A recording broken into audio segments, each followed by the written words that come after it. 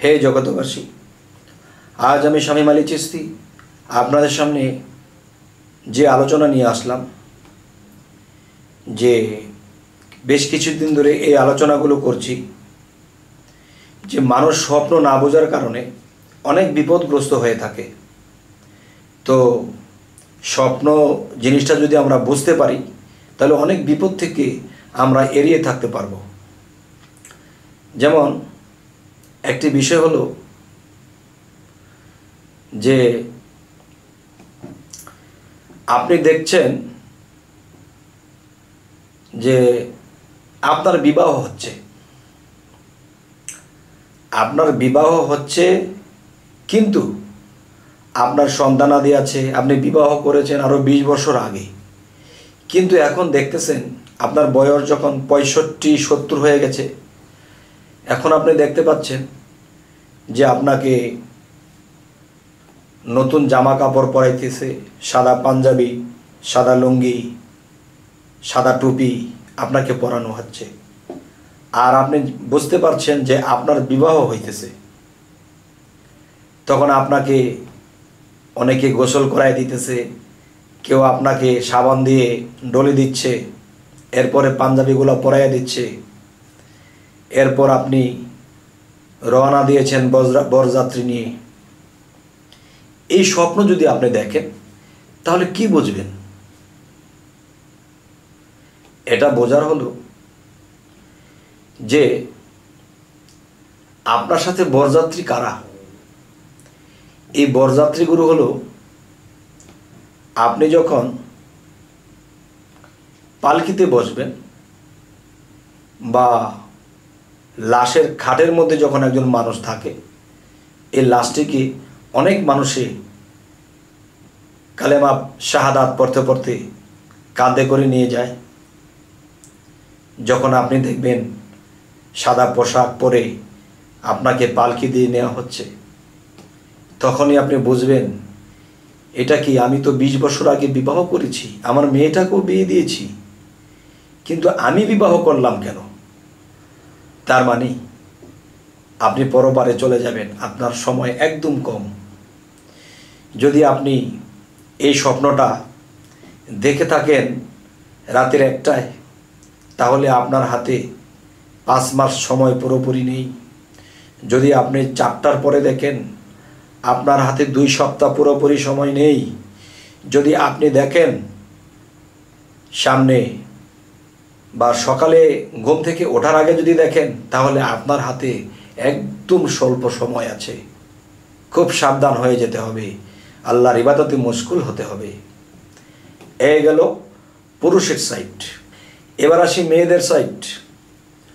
কোনো মেয়ে মানুষ যখন বয়স্ক হয়ে যায়, তার ছেলে মেয়েরা আছে, তার স্বামী সন্তান সবাই আছে, সে যদি দেখতে পায় সে বিবাহের শাড়ি, লাল শাড়ি পিনতেছে, সে বরের বাড়িতে যাবে এবং তাকে পালকিতে চড়িয়ে নিয়ে যাচ্ছে, তখন ঘুম থেকে উঠে যদি দেখে, কিরে আমি তো এখন প্রায় বৃদ্ধ হয়ে গেছি, প্রায় এখন আমি বিবাহতে কেন দেখলাম? তখনই বুঝতে হবে যে আপনি জগৎ স্বামীর বাড়িতে চলে যেতে হবে। কারণ মানুষ যখন চলে যায়, দেখা গেছে এই দুনিয়াটা এমন একটা বিষয় যে আমরা যখন মৃত্যুবরণ করব তখন জগৎ স্বামীর কাছে চলে যেতে হবে। তাই দেখবেন যে এরকম লাল পোশাক আপনাকে পরানো হচ্ছে, লাল শাড়ি বেনারসি পরিয়ে আপনাকে পালকি দিয়ে নিয়ে যাচ্ছে, তখন বুঝতে হবে যে আপনার হায়াত একদম কমে গেছে। খুব সাবধান, আর খুব ইবাদতে শুরু করে দেন। দুনিয়ার মায়া, দুনিয়ার চাওয়া সমস্ত কিছু ত্যাগ করে দিয়ে আল্লাহর ইবাদতে বসে থাকেন, আর চোখের পানি বেশি দেন যে হে আল্লাহ, জীবনে তোমার ইবাদত ঠিক মতো করতে পারি নাই, তোমার কাজগুলো ঠিক মতো করতে পারি নাই, তোমাকে সন্তুষ্ট করতে পারি নাই, আমার তো জগৎ স্বামীর বাড়িতে যাওয়ার সময় হয়ে গেল। হে আল্লাহ, তুমি আমাকে হায়াত দারাজ করো, যেন আরো ইবাদত করে আমি তোমাকে সন্তুষ্ট করে পৃথিবী বিদায় হতে পারি। হে জগতবাসী, আপনার মৃত্যু যাত্রার আগে কি ঘটবে, এই জিনিসগুলো ঘটবে। আচ্ছা, অন্য পর্বে আমি অন্য কথাও বলেছি আজরাইলের বিষয়ে। যাক, এবার আরও একটি বিষয়,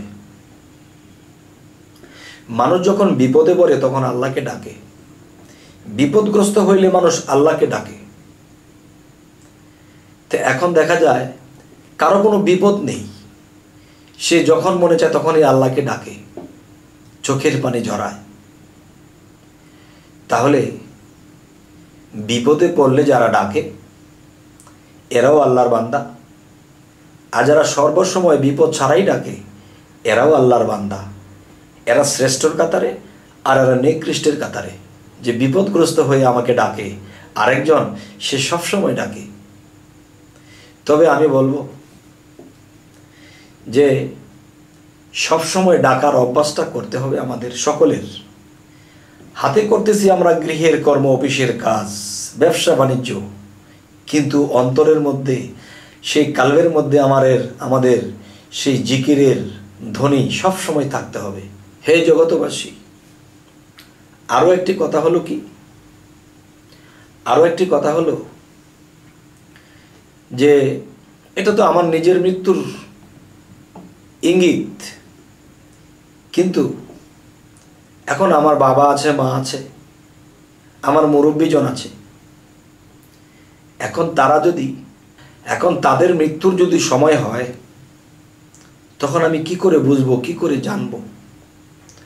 তখন আমি জানবো যে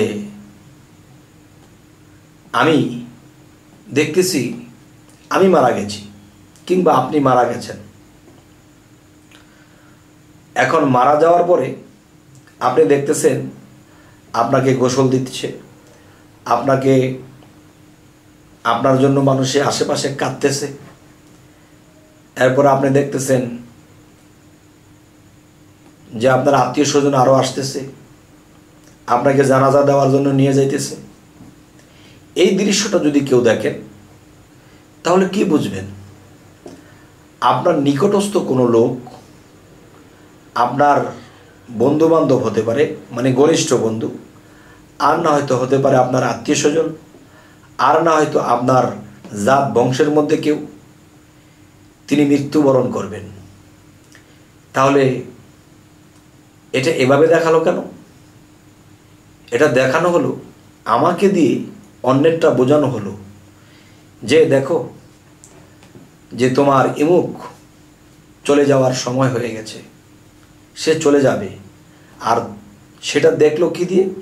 নিজেকে দিয়ে দেখলো।